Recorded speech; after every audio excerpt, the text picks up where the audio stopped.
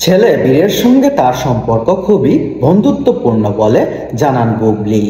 শাকিব খানও নাকি ছেলেকে বলেছেন পছন্দের মেয়েকে সবার আগে মায়ের সঙ্গে পরিচয় করিয়ে দিতে।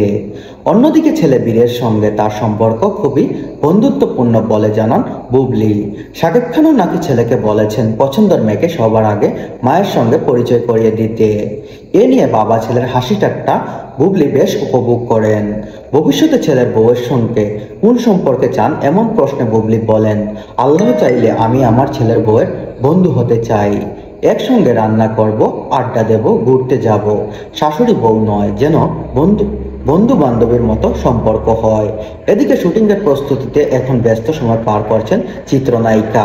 হাতে আছে সাপলা শালুক, ঢাকাইয়া দেবদাস এর মতো আলোচিত প্রকল্প।